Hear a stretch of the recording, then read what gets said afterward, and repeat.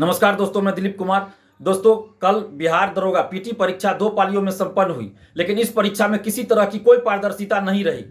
OMR sheet की carbon copy और question booklet परीक्षार्थियों को परीक्षा समाप्ति बाद नहीं दिया गया, जबकि ओएमआर शीट की कार्बन कॉपी लगी हुई रहती है और बीपीएससी हो यूपीएससी हो, क्वेश्चन बुकलेट परीक्षा समाप्ति बाद परीक्षार्थियों को दिया जाता है। लेकिन बिहार दरोगा बहाली में बीपीएसएससी बिहार पुलिस अवर सेवा आयोग क्वेश्चन बुकलेट परीक्षा समाप्ति के बाद परीक्षार्थियों को नहीं देती है, न ही आंसर की जारी किया जाता है। आखिर अभ्यर्थियों को यह जानने का हक है कि किस क्वेश्चन का कौन सा उत्तर आयोग ने सही माना है। एसटीईटी में जब आंसर जारी किया गया तब 50-50 क्वेश्चन का आंसर गलत था। जब हम लोग विरोध किए तब जाकर सुधार हुआ। रिजल्ट के साथ ही कट ऑफ के साथ साथ सभी अभ्यर्थियों का मार्क्स भी जारी होना चाहिए। अभ्यर्थियों को यह जानने का हक है कि उनको कितना मार्क्स आया। आखिर ये पारदर्शिता लाने में बिहार पुलिस अवर सेवा आयोग को क्या दिक्कत है? इससे किसको खतरा है? किसकी सुरक्षा को खतरा है? क्या इससे बिहार की सुरक्षा को खतरा है? देश की सुरक्षा को खतरा है? किसकी सुरक्षा को खतरा है? क्यों नहीं बीपीएसएससी दरोगा बहाली में पारदर्शिता लाती है? और जब तक पारदर्शिता नहीं लाई जाएगी, लाखों अभ्यर्थियों के साथ अन्याय होता रहेगा। परीक्षा के बाद क्वेश्चन बुकलेट परीक्षार्थियों को नहीं दिया गया, लेकिन क्वेश्चन सोशल साइट पे घूम रहा है, वायरल हो रहा है। कहां से आया क्वेश्चन? जब परीक्षा समाप्ति के बाद परीक्षार्थियों को क्वेश्चन दिया ही नहीं जा रहा है, तो क्वेश्चन परीक्षा के बाद सोशल साइट पे कहां से वायरल हो रहा है?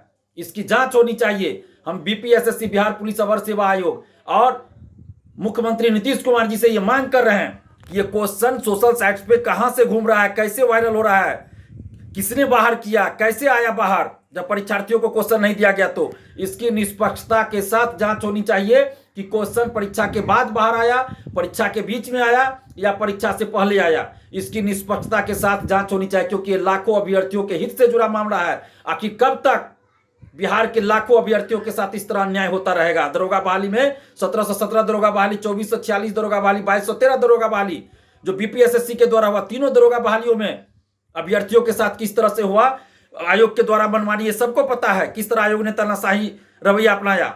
1717 2446 दरोगा बहाली में पेपर लीक की बात सामने आई थी, 2213 दरोगा बहाली में भी बातें सामने आई थी, लेकिन लिपापोती आयोग ने कर दी।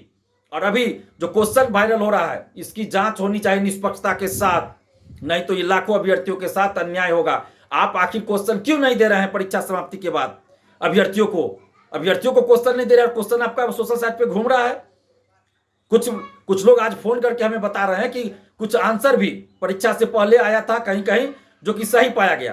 तो ऐसे अभ्यर्थियों से भी हम कहना चाहेंगे, या जिनके पास भी इस तरह का आया हो, तो जरूर आर्थिक अपराध इकाई के पास जाइए, मोबाइल दिखाइए, टाइम के साथ परीक्षा से पहले या परीक्षा के दरमियान आंसर आया हो, और अगर वो आंसर परीक्षा में पूछे गए प्रश्नों के उत्तर से मैच कर रहे हो, तो आप जरूर आर्थिक अपराध इकाई के पास जाइए, मोबाइल दिखाइए, या फिर आप हमें भी मोबाइल दिखाइए, ताकि हम उस चीज को आर्थिक अपराध इकाई तक पहुंचाएंगे। अगर आप चुप रहिएगा तो ये आयोग बीपीएसएससी बिहार पुलिस अवर सेवा आयोग तो जाना ही जाता है लिपापोती करने के लिए। 1717 दरोगा बहाली, 2446, 2213 सबकी लिपापोती कर दी गई।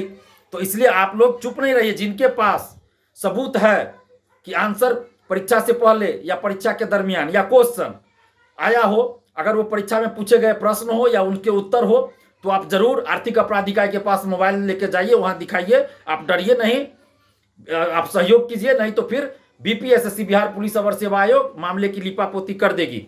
इसलिए मैं कह रहा हूं, जिनके पास ये मोबाइल हो प्लीज सामने आइए, नहीं तो बीपीएसएससी बिहार पुलिस अवर सेवा आयोग लिपापोती कर देगी। इससे पहले भी आप देख चुके हैं कि बीपीएसएससी बिहार पुलिस अवर सेवा आयोग ने लिपापोती ही किया है।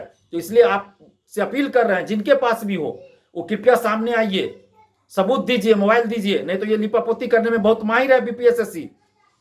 और सरकार से हम मांग कर रहे हैं, नीतीश कुमार जी जो हमारे मुख्यमंत्री हैं बिहार के काफी लंबे समय से, 16 सालों से, उनसे हम मांग कर रहे हैं कि लाखों अभ्यर्थियों के साथ कब तक इस तरह अन्याय होता रहेगा? अगर कोई अभ्यर्थी मान लीजिए डर से नहीं आना चाह रहे हैं सामने, तो क्या सरकार का यह दायित्व नहीं बनता है कि अगर क्वेश्चन वायरल हो रहा है कहीं सोशल साइट्स पे या कहीं भी, तो उसकी जांच की जाए, निष्पक्षता के साथ जांच करवाई जाए। आखिर क्वेश्चन बाहर आया कैसे, इसकी तो जांच होनी चाहिए ना।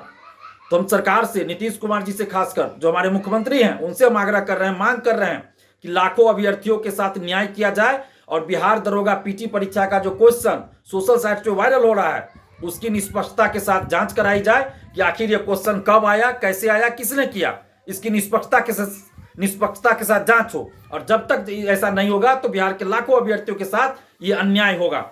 और अभ्यर्थियों से भी अपील कर रहे हैं कि आप किसी भी तरह से लालच में मत फंसिए, आगे की परीक्षाओं में भी, किसी भी परीक्षा में दलाल सेटर के चक्कर में मत फंसिए आप लोग, क्योंकि कुछ ग्रुप ऐसे भी हैं जो आपको कहते हैं कि 5,000 7,000 रुपया दीजिए, परीक्षा से पहले आपको आंसर दे देंगे। और ये ठग गिरोह भी रहता है और अपने से 25-30 क्वेश्चन का कुछ भी आंसर बना के भेज देता है और पैसा 5,000 7,000 अभ्यर्थियों से ठग लेता है, और बाद में पता चलता है अभ्यर्थियों को कि ये तो परीक्षा में पूछे गए प्रश्नों के उत्तर है ही नहीं।